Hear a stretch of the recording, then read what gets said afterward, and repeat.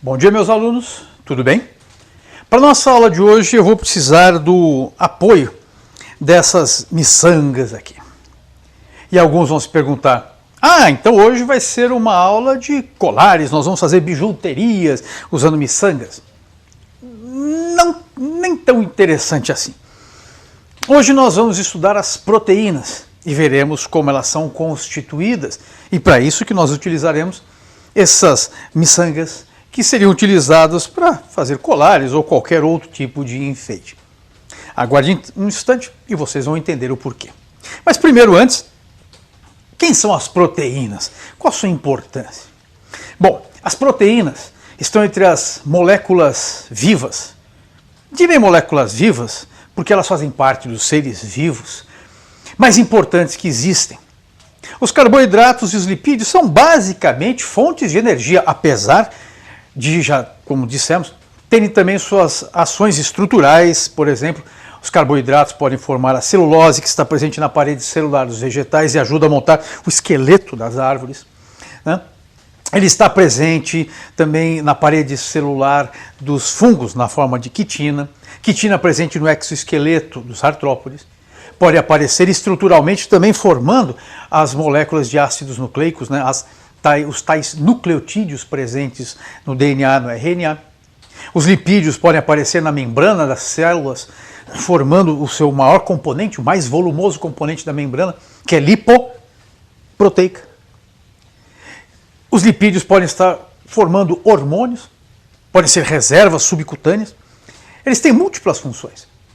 Agora, as proteínas, essas são as moléculas fundamentais da célula, porque elas não só entram na célula estruturalmente, ajudando a construir a célula, por exemplo, a membrana é lipoproteica, como eu acabei de dizer, como elas podem atuar catalisando reações químicas, promovendo, acelerando reações químicas, sem as quais a vida seria inviável. Uma reação química celular, ela é promovida por enzimas. As reações que não usam enzimas são pouco comuns, elas não são as reações realmente vitais. As vitais, sim, precisam. Para que você tenha uma noção, gás carbônico e água, num ambiente simples, como um pote de água, formam ácido carbônico. Agora, com as enzimas presentes numa célula vegetal, gás carbônico e água são utilizados para a construção da glicose. Algo muito diferente, mais bem elaborado do que apenas ácido carbônico, que se forma se você soprar o gás carbônico na água. Ele se forma espontaneamente. Agora, quando nós temos enzimas celulares, as reações são organizadas, são orientadas num sentido. Agora, se as proteínas têm essa capacidade orientada, coordenada, quem as produz? A resposta, os ácidos nucleicos. O DNA e o RNA, o material genético, elas são fruto direto da ação do material genético.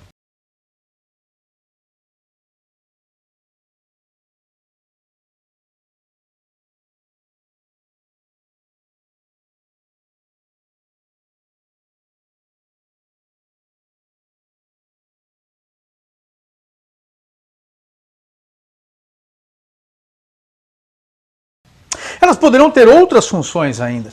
Por exemplo, algumas atuam como hormônios, algumas atuam como transportadores de substâncias pelo organismo, algumas são anticorpos e participam do nosso sistema imunológico. Logo, as proteínas têm múltiplas funções no nosso organismo. Se nós pensarmos nos lipídios como fonte de energia e formando as membranas celulares, né, que delimitam a célula, se pensarmos em carboidratos como fontes de energia, as proteínas seriam equivalentes aos funcionários que vivem dentro da célula, coordenando a sua ação, fazendo com que aquela célula trabalhe e funcione de maneira organizada.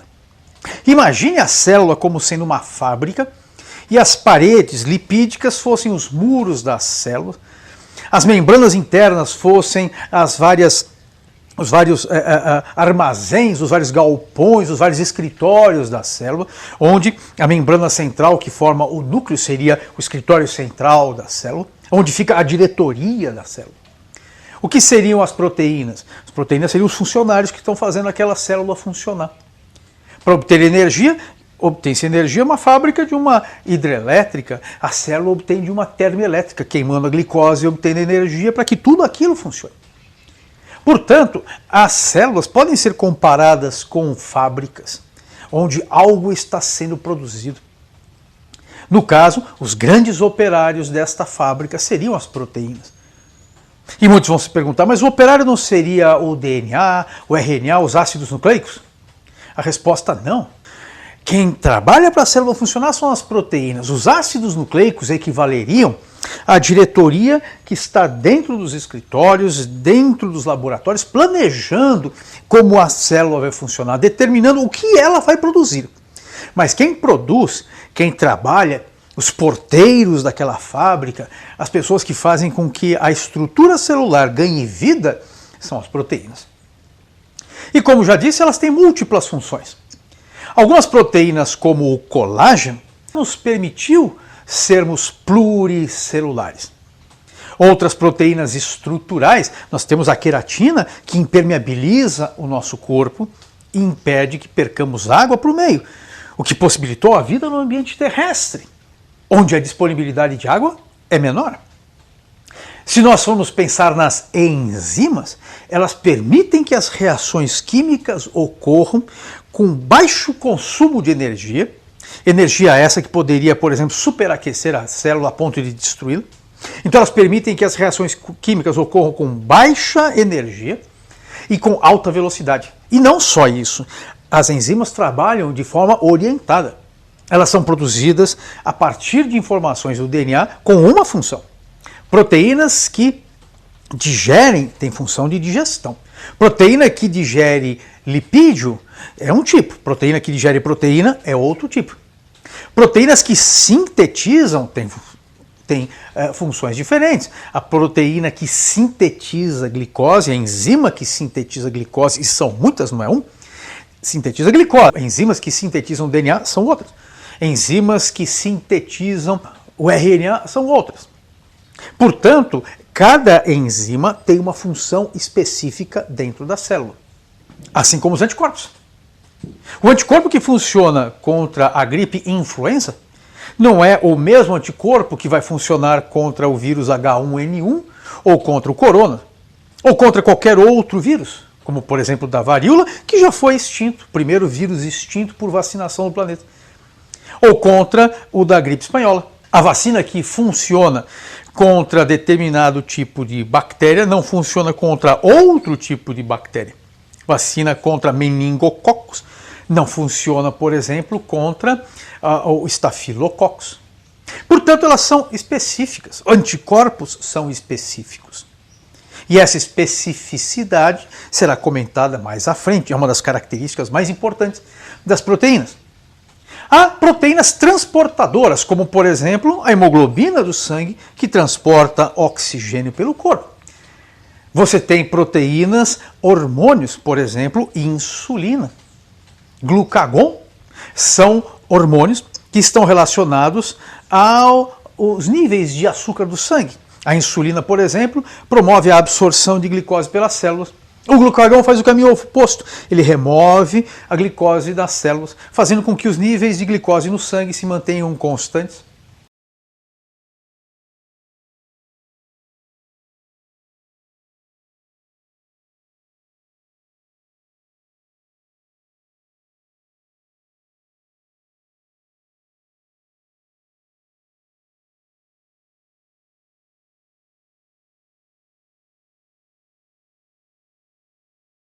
Portanto, as proteínas têm funções múltiplas e, obviamente, você não precisará saber como funciona cada uma delas. Uma delas fundamental, por exemplo, na pele, a melanina, protege o núcleo celular contra a ação lesiva da radiação ultravioleta. Então, múltiplas proteínas existem com múltiplas funções e você não precisará conhecer todas elas, mesmo porque estima-se que no homem haja mais de 100.000 proteínas diferentes. Portanto, apenas algumas citaremos para que vocês tenham algum tipo de referência. Como é que nós conseguimos essas proteínas? Bom, nós fabricamos. As nossas proteínas são sintetizadas pelas nossas células. Uma proteína pode atuar fora da célula, porém a síntese, a produção, a construção da proteína é sempre intracelular. Toda proteína é construída dentro da célula. Isso é fundamental. Por quê? Porque dentro da célula nós teremos uma organela chamada ribossomo, que é a responsável pela síntese das proteínas. Os ribossomos ficam dentro das células.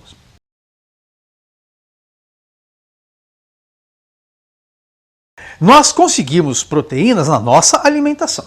Só que aquela proteína que nós adquirimos pela alimentação não funciona no nosso corpo. A proteína é feita por unidades, como se fosse um colar, por isso eu tenho aqui essas miçangas. As proteínas são feitas por unidades encaixadas, ligadas uma na outra. Essas unidades são chamadas de aminoácidos ou monopeptídeos.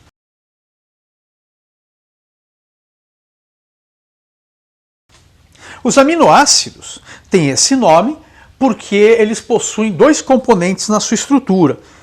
Um radical chamado amina e um radical chamado ácido. Daí o nome aminoácido. Porém, como é um composto orgânico, ela tem no seu núcleo o carbono, como todo composto orgânico. E esses radicais amina e ácido se instalam em volta desse núcleo de carbono. Essas substâncias, os aminoácidos, adquirimos através da alimentação. É nos animais que nós encontraremos as proteínas com maior abundância. Nos vegetais também há, só que em menor abundância. Vegetais são mais ricos em carboidratos e menos ricos em proteínas. Há exceções. Onde é que nós encontramos grande quantidade de proteínas? Nas carnes, por exemplo. Não importa se a carne é bovina, suína, aviária ou de peixes. Frutos do mar, quaisquer que sejam. Há proteínas nas carnes. Carne é músculo, todo animal possui musculatura. Então, na musculatura, nós temos uma abundância de proteínas. Onde mais? No fígado. O fígado não é carne, não é músculo. O fígado é uma glândula, porém uma glândula rica em proteína. Então, alimentar-se de carne, de fígado, você terá uma grande oferta de proteínas. Onde mais? Pense nos embriões em crescimento. Onde há grande quantidade de proteína para embriões em crescimento. No sangue da mãe, há aminoácidos que serão ofertados para a criança. Agora, a criança nasceu. Onde ela conseguirá proteína? No leite materno. Uma galinha, enquanto está dentro do ovo, um pintinho dentro do ovo, uma cobra dentro do ovo, consegue onde os aminoácidos para o seu corpo? Resposta: na clara do ovo, onde está a albumina, que é uma proteína que vai ser aproveitada, ela é uma fonte absurdamente eficiente de aminoácidos para que o pintinho, a cobrinha em crescimento, produza suas proteínas. No caso, portanto, o ovo é rico em proteína. O leite é rico em proteína. Pensem nisso. Ovo e leite são ricos em proteína. Se o leite é rico em proteína, derivados de leite também são ricos em proteína. Ovos de quaisquer tipo serão ricos em proteína, porque lá você tem a proteína para o embrião crescer. Onde mais? Nos vegetais, como disse, menos. Porém, nas leguminosas há uma abundância de proteínas. Quem são as leguminosas? Os vegetais do grupo do feijão, da ervilha, lentilha, soja. Esses vegetais são ricos em proteínas. Por isso que o feijão é muito rico em proteína, por isso que a soja é muito rica em proteína, por isso que os vegetarianos consomem bife de soja, carne de soja, que na realidade não é carne, é um preparado a partir de soja que é rica em proteína.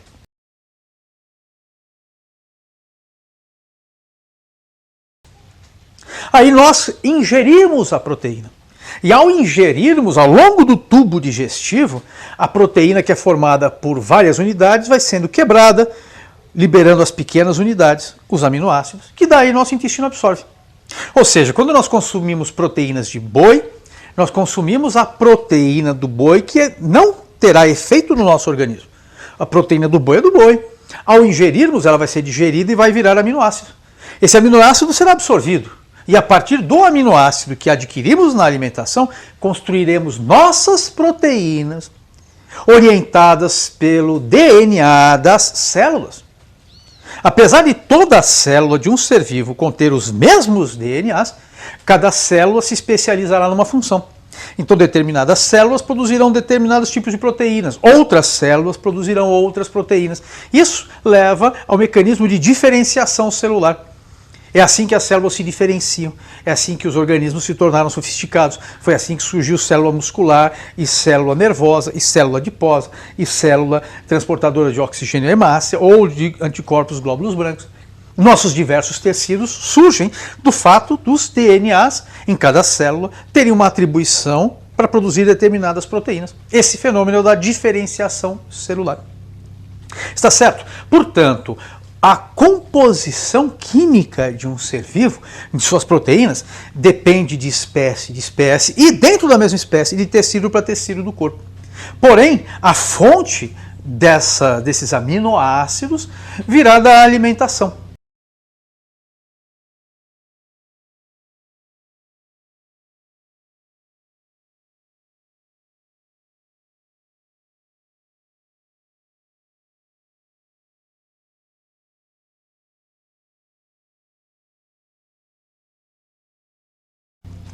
A maior parte dos aminoácidos, no total são 20, nós conseguimos produzir. Esses que nós conseguimos produzir são chamados de aminoácidos naturais.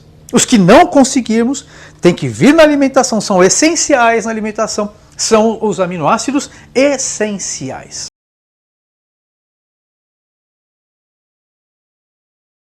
Não conseguimos produzir todos, mas os vegetais, por exemplo, conseguem. E os bois comendo os vegetais conseguem todos os aminoácidos, e aí nós comemos a carne do boi e conseguimos esses aminoácidos. Como cada organismo produz as suas proteínas usando mais de um aminoácido e menos de outro, nós devemos ter uma dieta variada, o mais ampla possível, para conseguirmos todos os aminoácidos na concentração que nós precisamos. Certos tipos de alimentos são ricos num aminoácido e pobre no outro. Portanto, o consumo desse alimento exclusivamente nos tornaria subnutridos, nos deixaria subnutridos. Por isso que a dieta tem que ser variada. Por isso que não é adequado uma dieta de restrição alimentar sem a orientação médica. Uma pessoa que faz consumo de determinados alimentos exclusivamente e não come outros, correrá o risco de ter uma carência de aminoácidos e, portanto, uma debilitação na produção das suas proteínas. Isso levará a algum tipo de subnutrição. Portanto, dietas extremamente restritivas, como as dietas veganas, vegetarianas, podem levar à desnutrição. É muito perigoso tomar esse tipo de procedimento alimentar sem orientação médica. E mesmo com orientação médica, deve ser feito com muita reserva para que não hajam distúrbios fisiológicos. Estamos entendidos nesse assunto? Restrições alimentares só com orientação médica. Você não restringe sua alimentação porque você quer ou por ideologia. Isso trará um risco muito grande para o seu organismo.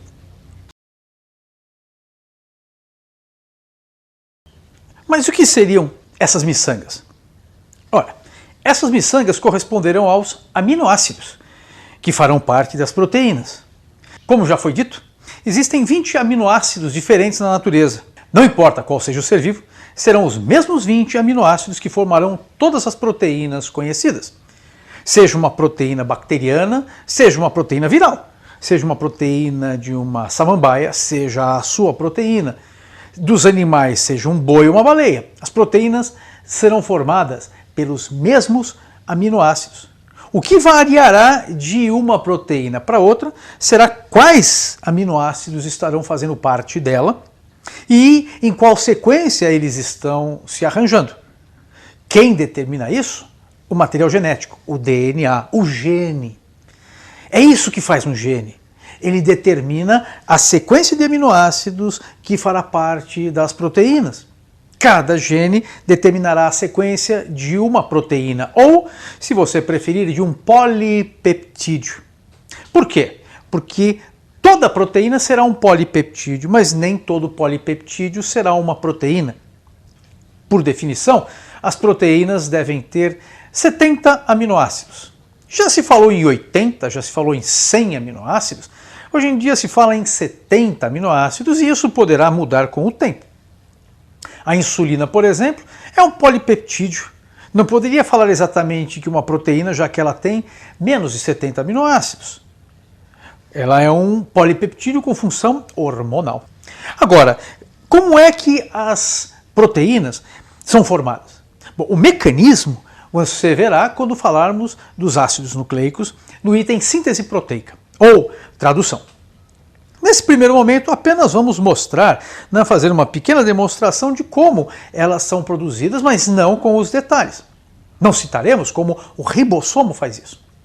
Elas vão sendo encadeadas de acordo com os RNAs mensageiros, que são RNAs formados especificamente para determinar como as proteínas serão feitas. Você, nesse primeiro momento, não precisa saber disso, precisa saber apenas que as proteínas são feitas de aminoácidos. E a sequência deles vai ser determinada pelos genes. Vamos escolher aqui aleatoriamente um deles. Pronto, esse daqui vai ser o nosso primeiro aminoácido a fazer parte dessa proteína. Eu dei uma voltinha aqui só para estrangular, para que ele não siga em frente. Pronto, o primeiro aminoácido foi colocado. Aí vem a informação para que se coloque um segundo aminoácido. E esse segundo aminoácido é introduzido na proteína. E aí vem um terceiro aminoácido, por exemplo, esse grandão aqui. E virá um quarto aminoácido, por exemplo, esse outro. E os aminoácidos, eles vão se unindo por ligações chamadas ligações peptídicas. Como eu disse, os aminoácidos possuem um carbono central, ao qual estão ligados um radical chamado amina e um radical ácido. Para formar um polipeptídeo, eu sempre ligarei o radical amina de um aminoácido ao radical ácido do outro aminoácido.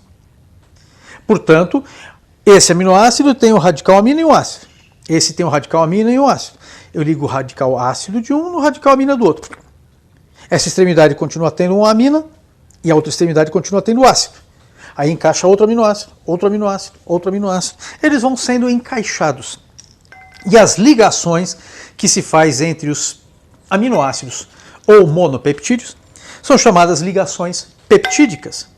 E assim aquele polipeptídeo vai crescendo.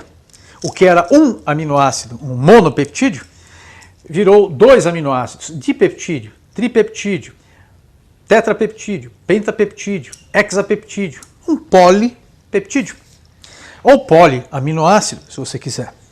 Um mesmo aminoácido pode acontecer na proteína com uma frequência muito grande, uma vez que a proteína terá pelo menos 70 aminoácidos e existem apenas 20. Existem proteínas gigantes com 10.000 aminoácidos.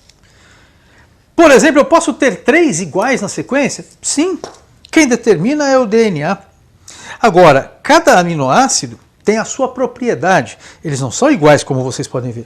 E, portanto, ao se encaixarem, eles estarão não só encaixados uns nos outros, mas vão interagir um com o outro. E a consequência disso será que, como as proteínas possuem sequências de aminoácidos diferentes, eles vão interagir de maneira distinta e, portanto, as proteínas terão caráteres distintos. Tá? O caráter de uma proteína é dado justamente pelos aminoácidos que elas possuem. Proteínas mais diversas terão uma maior variedade de aminoácidos.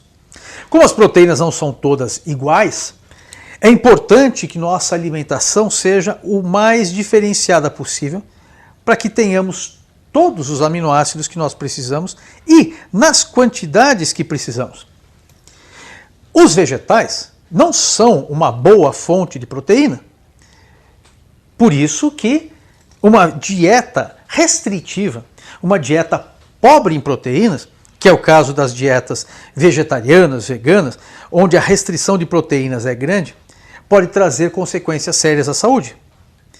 É comum vermos que as pessoas que fazem esse tipo de restrição compensem a falta de aminoácidos, a falta de proteínas, fazendo uma suplementação nutricional.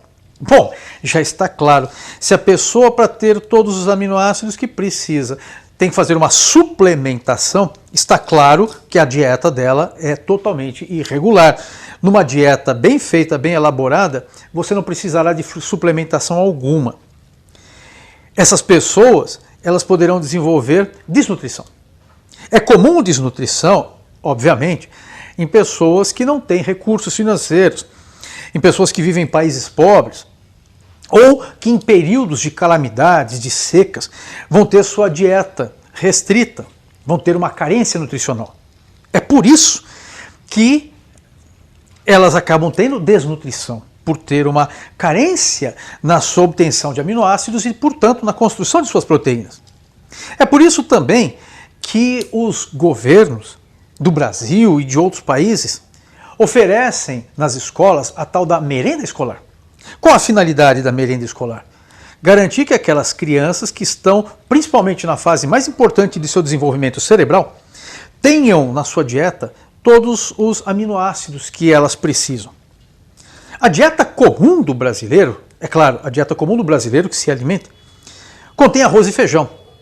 É uma combinação fantástica. Por quê? Dos 20 aminoácidos nós conseguimos sintetizar 12. O legal é que o arroz e o feijão juntos completam esses outros que estão faltando. Portanto, nossa alimentação de arroz com feijão é uma alimentação completa. E aqui o nosso polipeptídeo vai crescendo. Uma curiosidade: é possível sintetizar proteínas em laboratório utilizando material genético? Sim, é possível. Só que acontece o seguinte: as proteínas feitas, os polipeptídeos feitos, serão, na maioria, não funcionais. Estudos mostram que síntese de proteínas in vitro, quer dizer, em laboratório, fora das células, levam apenas 5% funcionais e 95% das proteínas feitas não são funcionais. Dentro da célula ocorre o inverso. Eu terei 95% de proteínas funcionais e 5% não funcionais. Aí você se pergunta, mas por que isso? A resposta: não basta ter o gene dizendo como a proteína vai ser feita. Dentro da célula existe todo um aparato de síntese. Não apenas o ribossomo, que é a organela que sintetiza proteínas e da qual nós falaremos mais adiante. A célula precisa de todo um aparato interno, de inúmeras enzimas internas, para que as proteínas sejam feitas adequadamente. Isso é fantástico. Agora, dentro da célula, mesmo dentro da célula, você terá uns 5% de erro aproximadamente. E esses 5% de proteínas erradas, o que é feito delas? Olha, descobriu-se há um tempo que essas proteínas, quando são feitas erradas, elas vão passar por um processo de controle de qualidade celular. A célula vai tentar reparar o erro, que não necessariamente está na sequência dos aminoácidos, mas o que vai acontecer é a seguir, que eu já vou mostrar.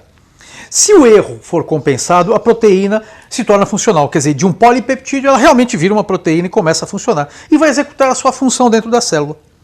Agora, e se a proteína, o polipeptídeo feito, não ficar pronto, ele não funcionar? Aí a resposta será a seguinte: um outro mecanismo celular vai levar à destruição daquele polipeptídeo.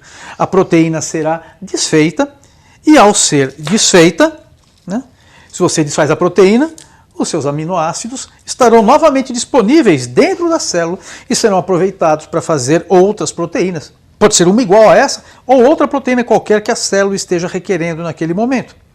Logo, a célula não apenas sintetiza proteínas, ela tem um aparato de regulação. Tá? Vamos lá, temos aqui um polipeptídeo.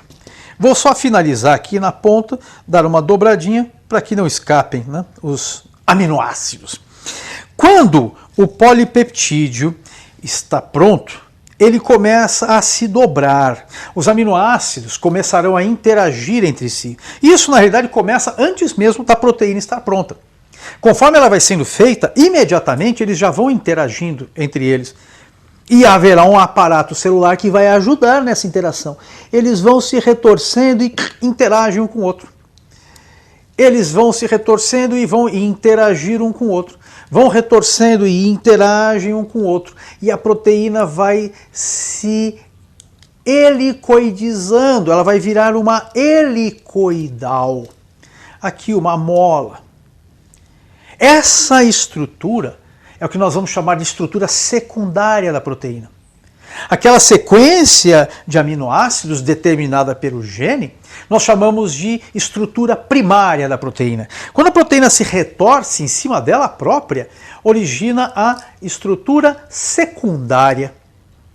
Essa estrutura secundária terá um formato helicoidal. Em algumas proteínas, em vez de formar uma helicoidal, a proteína se dobra e se dobra, formando um zigue-zague que lembrará uma sanfona. Quando a estrutura secundária tiver o formato de helicoidal, ela será chamada de estrutura em alfa-hélice.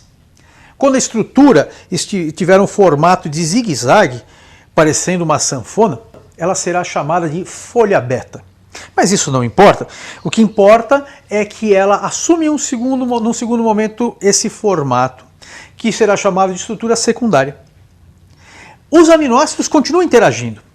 E vamos supor que esses dois aminoácidos aqui com o formato mais estrelado interajam um com o outro e essa proteína fará uma dobra nova. Além daquela dobradura que ela já tinha, ela dobra mais uma vez, adquirindo uma conformação tridimensional, será chamada estrutura terciária.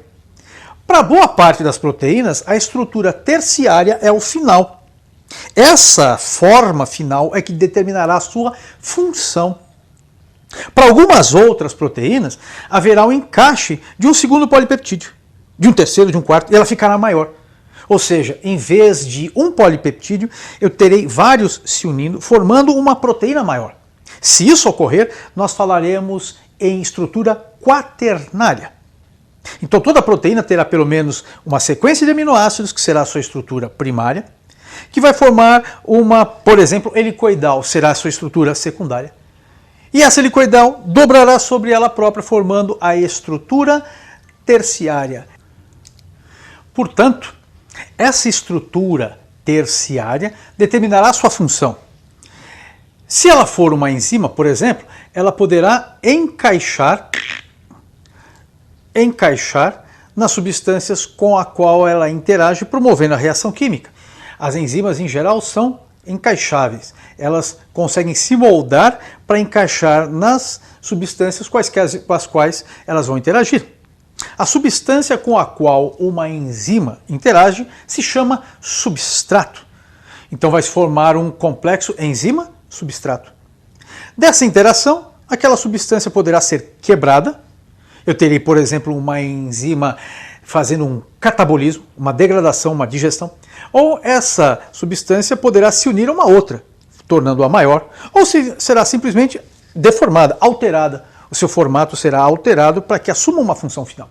Portanto, as enzimas promovem essas reações químicas.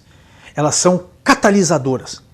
Outras proteínas, elas não terão tanta flexibilidade, serão mais rígidas e terão função, por exemplo, de unir tecidos.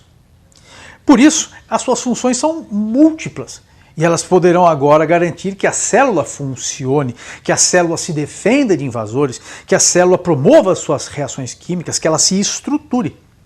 São múltiplas as funções de uma proteína, cada uma delas definida por um gene ou conjunto de genes. Se uma proteína for formada apenas por um polipeptídeo, normalmente será um gene atuando. Quando ela é formada por 2 ou mais polipeptídeos, eu poderia ter 2 ou 3 ou mais genes interagindo. Entenderam? As proteínas, portanto, são formadas a partir dos genes. O gene determina a sequência de aminoácidos, estrutura primária. De acordo com a sequência de aminoácidos, eu terei um tipo de interação ou outra que fará com que a helicoidal se forme, estrutura secundária, e depois ela se dobre sobre si própria, formando a estrutura terciária. Se mais proteínas se unirem para formar uma maior, uma conjugada maior, teria uma estrutura quaternária. Por fim, pode ocorrer também das proteínas se conjugarem com outras substâncias que não sejam aminoácidos. Por exemplo, a hemoglobina, que transporta oxigênio, ela possui no seu interior átomos de ferro. O átomo de ferro é quem captura o oxigênio, mas ele está preso dentro da hemoglobina. E a hemoglobina, agora impulsionada pela corrente sanguínea, transporta esse oxigênio pelo corpo. Apenas por curiosidade, nas minhocas, a hemoglobina presente ela possui apenas um ferro. Na nossa, humana, há 4 átomos de ferro. Portanto, na minhoca, a hemoglobina transporta um O2. Nós podemos transportar por hemoglobina 4 O2. Mas alguns vão se falar, mas não é a hemácia que transporta? Sim, a hemácia é a célula dentro da qual eu terei milhões de hemoglobinas. E a hemoglobina é quem vai capturar o ferro, né? E agora a hemácia, impulsionada pela corrente sanguínea, transportará esse oxigênio. Portanto, a hemácia é a célula dentro da qual fica a hemoglobina. No caso das minhocas, a hemoglobina não está dentro da hemácia, ela está dissolvida no plasma. Ela é uma proteína dissolvida no plasma. Então fica essa curiosidade. Os vertebrados, como vocês, possuem o glóbulo vermelho envolvendo a hemoglobina. No caso dos invertebrados, o que nós temos é essa proteína dissolvida no sangue, sendo conduzida sempre pelo impulso promovido pelo coraçãozinho. Portanto, de uma estrutura primária, ela se dobra formando a estrutura secundária, que pode agora se dobrar sobre si própria, formando a estrutura terciária. Assim são as proteínas, e são elas que fazem as nossas células funcionar.